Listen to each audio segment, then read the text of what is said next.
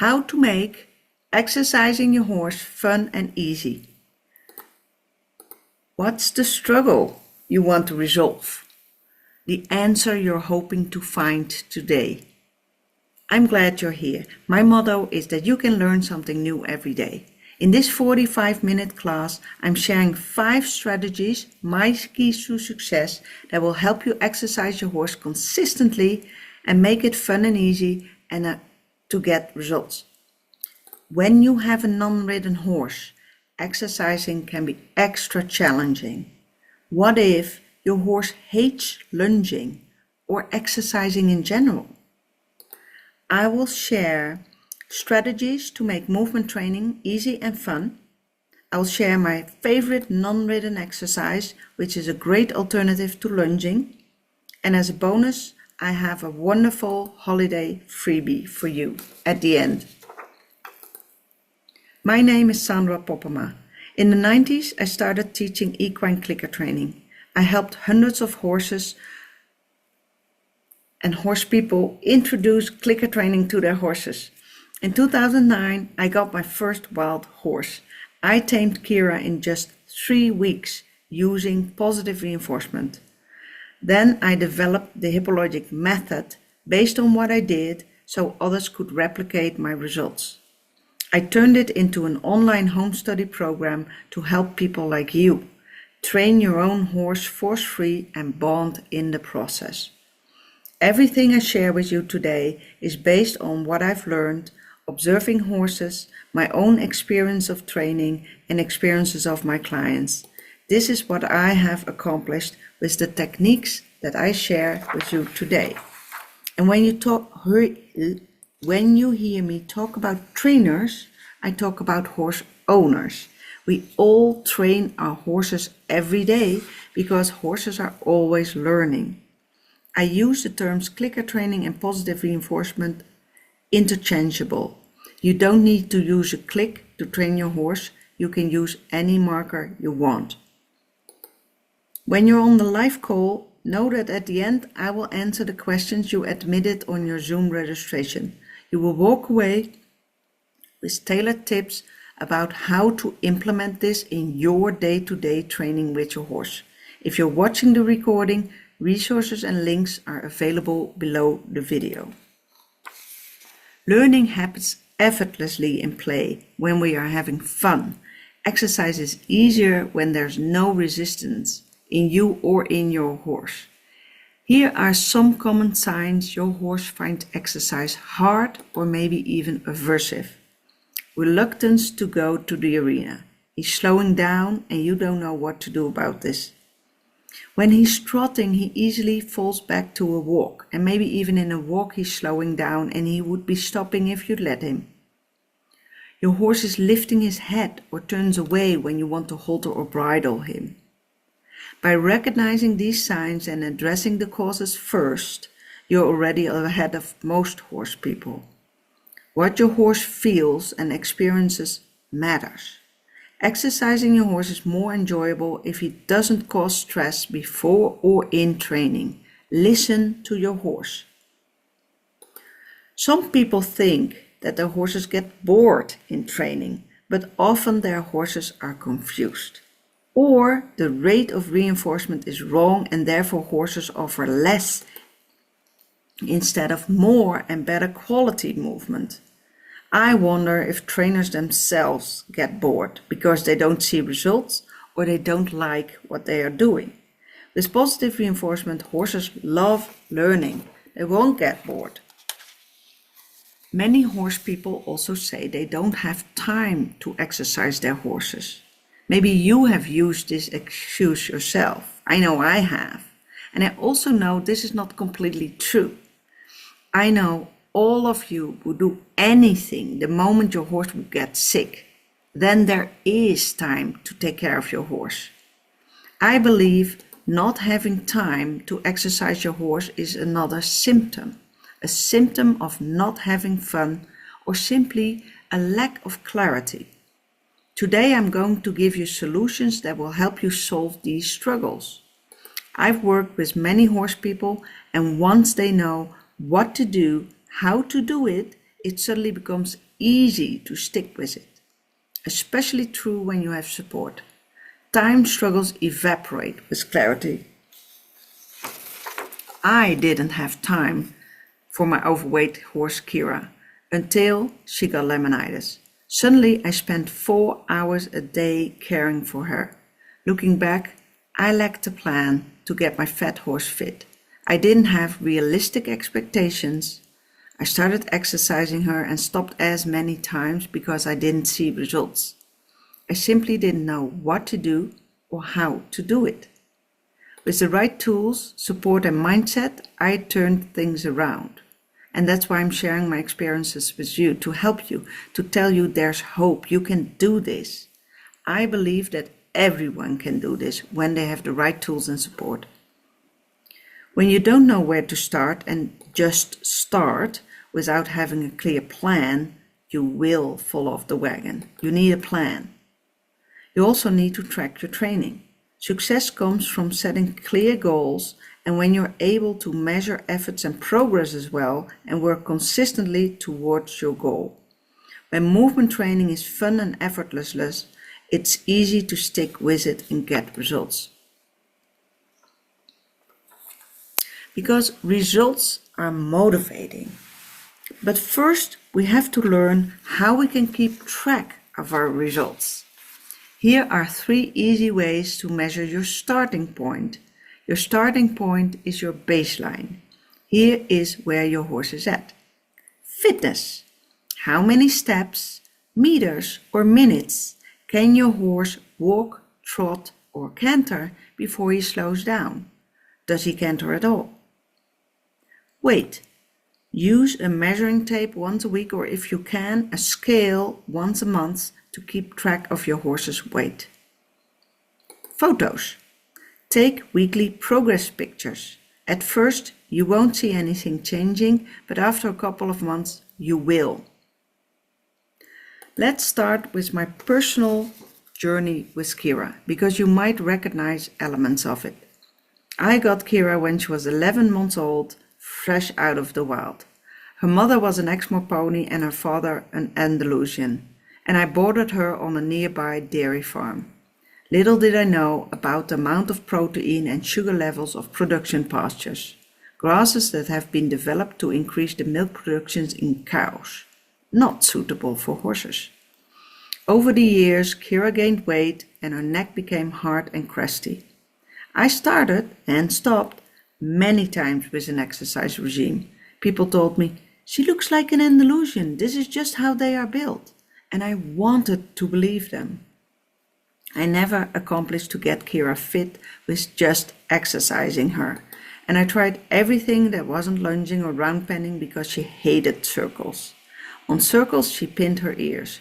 Her face became tense and her steps short. And maybe you have tried lunging or round penning to get your horse fit, but your horse resisted and you gave up too. I was envious of fellow horse people who got the results I was lacking. They rode their horses and within a few weeks their horses got fitter and slimmed down quickly. Their horses could canter or trot for minutes on end. Sometimes I was almost tempted to fall back on traditional training to see if I could get results that way. But Kira didn't respond the same way to negative reinforcement. She responded to aversives either by going into flight mode, which was dangerous and scary, or she got reluctant and unhappy. And I was afraid she might become aggressive if I would ignore her clear communication. Forcing her with aversives was out of the question. The relationship with my horse and her welfare are very important to me. But so is her health. So this was a huge dilemma. And the inevitable happened. When she was 8 years old, she got laminitis. It was a nightmare come true. I felt super guilty. I felt I failed Kira. I felt I hadn't done enough to prevent this. When I look back, I realize we don't know what we don't know. And at the time, I thought I knew everything. Clearly, my results, of lack thereof, were evidence I didn't. I didn't know that Kira had equine metabolic syndrome. Keeping her on rich pastures with production grasses was an unfit diet for a horse that suffers from EMS. That was part of the reason exercising Kira didn't help her to lose weight. When horses suffer from equine metabolic syndrome, you need to tailor their diet, their habitat, and their management as well to help them recover and stay healthy. I didn't know what else I was missing, what kept me from getting results.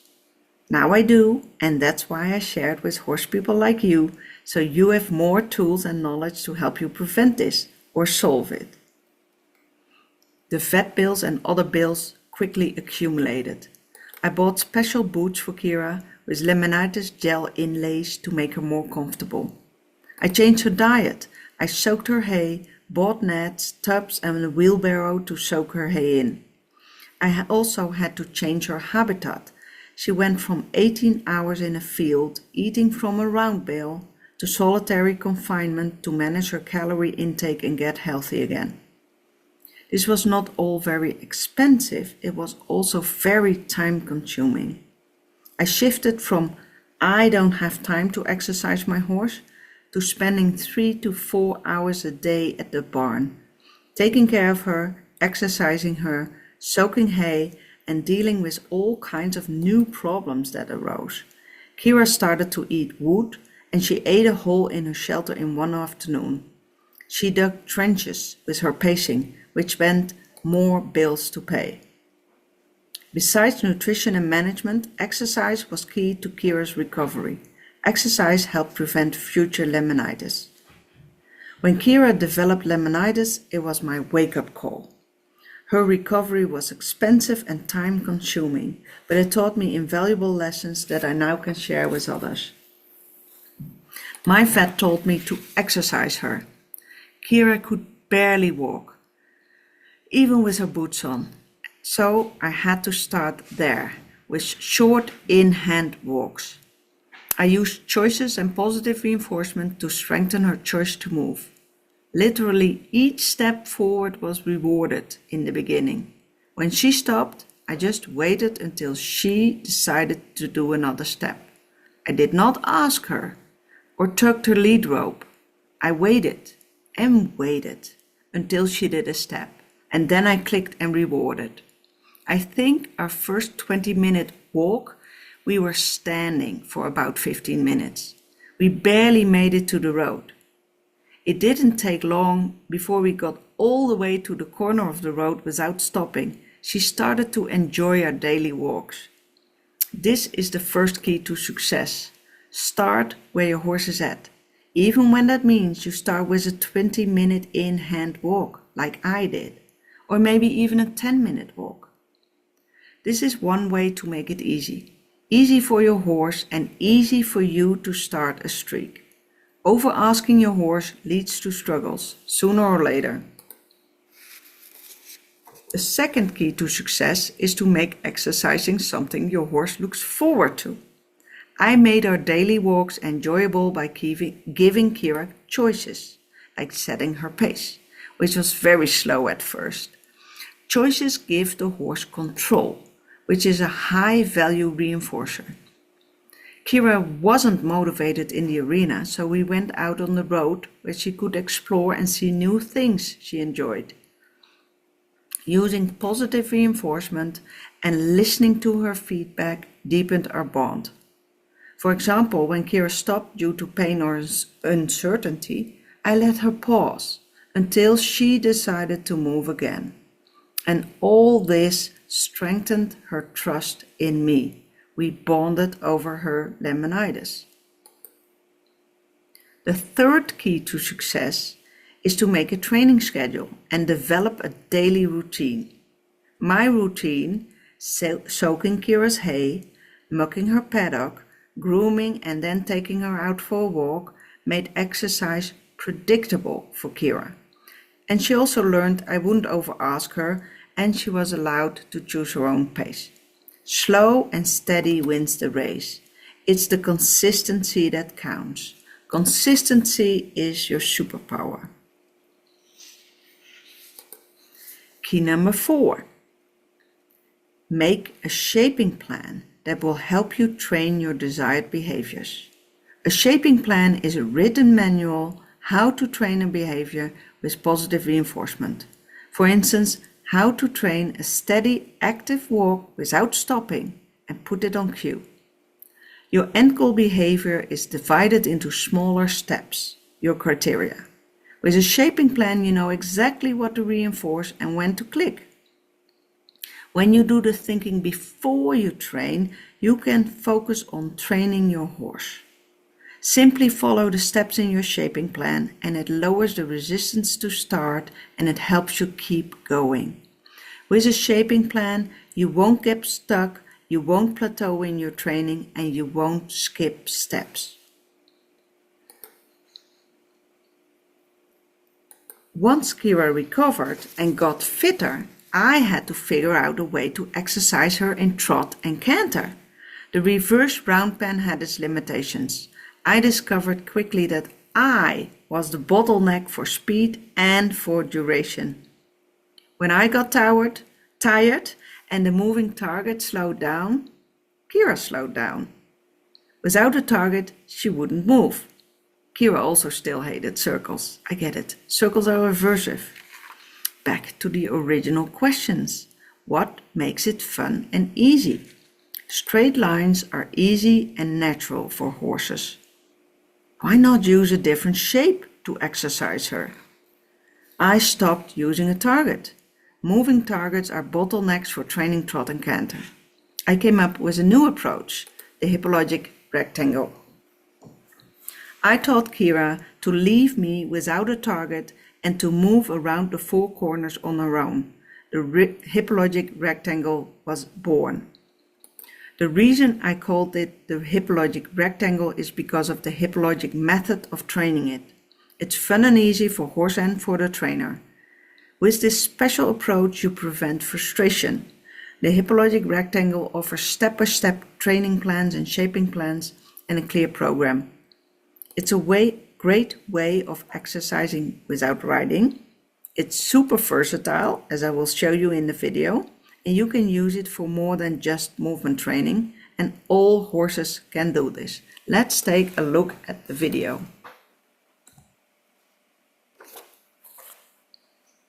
This video is a video of Kira long after she recovered. The straight lines and corners are perfect for advanced training. I'll show you in another video how the HippoLogic rectangle is used for trot and canter. Look how beautifully she bends around the corners. And then she straightens up and then she bends again. And everything you see is put on cue. I taught her to stand square and wait. This is key lesson patience, stand and relax. It's one of the 6 basic behaviors of the HippoLogic method. Going around an object, there she goes.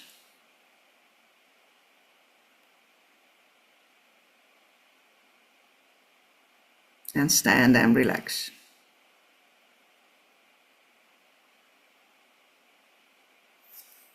The end. The final key to success is to prioritize exercise. Before Kira's laminitis, I hadn't prioritized exercising my horse. And because I didn't have a plan, there always seemed something more important to do at the barn. Then time was up and I had to go home. Another day without exercising Kira. Even when you would commit to just 10 minutes a day, this consistency will become your superpower. Over time, you will see progress in your horse's fitness and behavior, which is deeply motivating. When you decide that exercising your horse is your most important task, you eliminate the banter in your head. You know, the voices that are saying things like, I can start tomorrow, or, it's raining today, let's do this another time. When you can quiet those voices, after you make the decision to exercise your horse, no matter what, you will soon discover things that you never experienced before, and it's quite amazing what will happen actually. Now, as promised, a video of how you can use the HippoLogic rectangle for trot and canter. This is Fionn. This is a video of last year when he was fairly new to the HippoLogic rectangle. And you will see his first offer of canter and how it's important to have a marker signal to capture the moment. As you can see, I don't have an arena, I just need 4 cones and commitment to consistent training. The HippoLogic rectangle is a versatile non-ridden exercise that can replace lunging, round penning and the reverse round pen. And I have another video for you. Here's the canter. And that's what you can click and reinforce, and then it's in his repertoire. As you can see, I don't have to run along with him. I just have to point to the cones because that's his cue at this moment.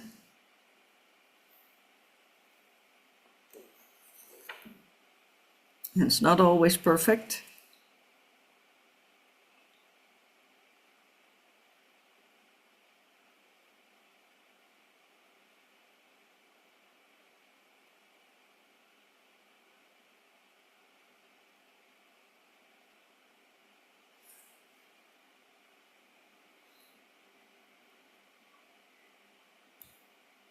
And there's one more thing that I would like to share with you before I share my special holiday bonus.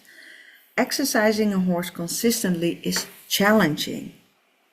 And when you have an overweight horse or a horse that is slow or reluctant to move, it's even harder.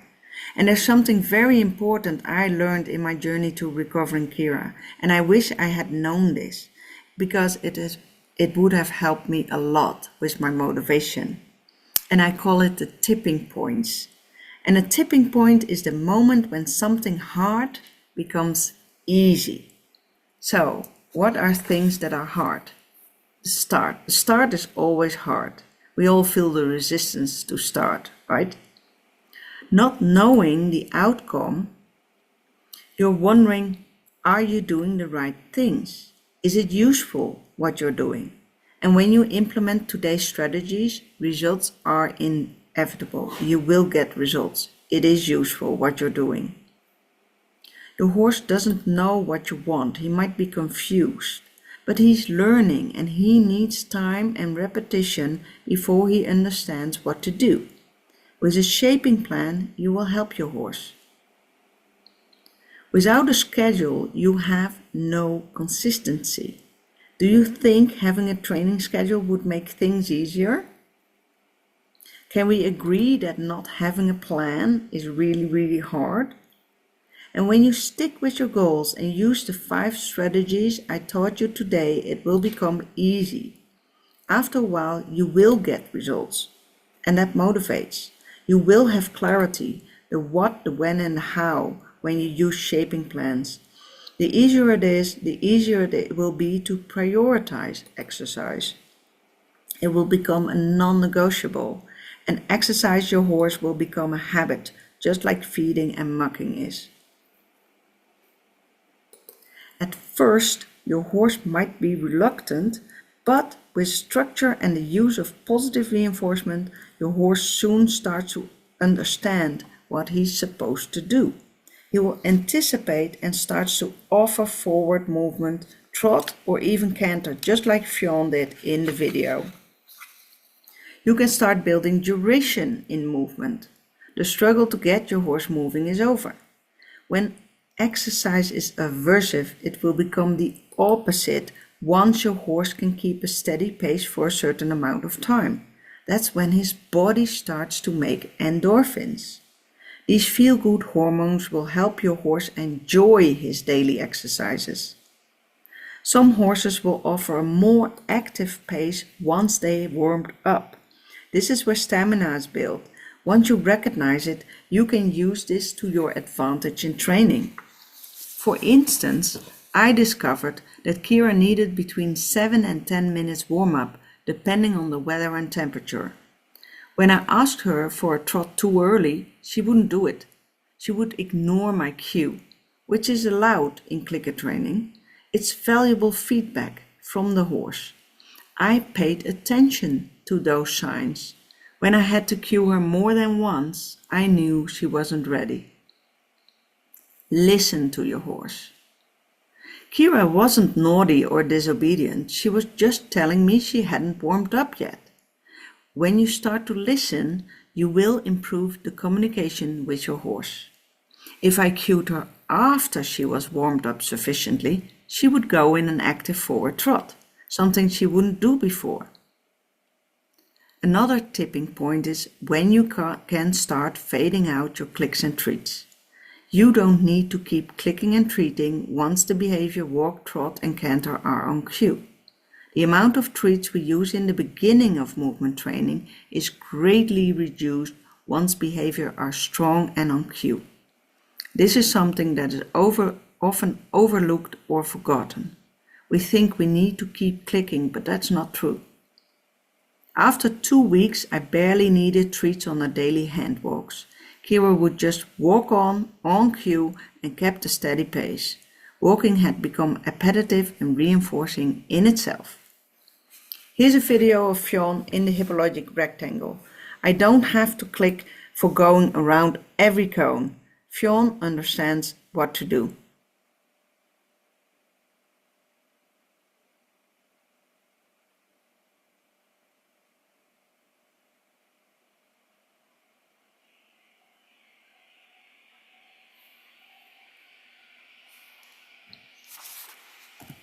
So let's recap the 5 techniques I shared today that will help you make movement training for your horse fun and easy.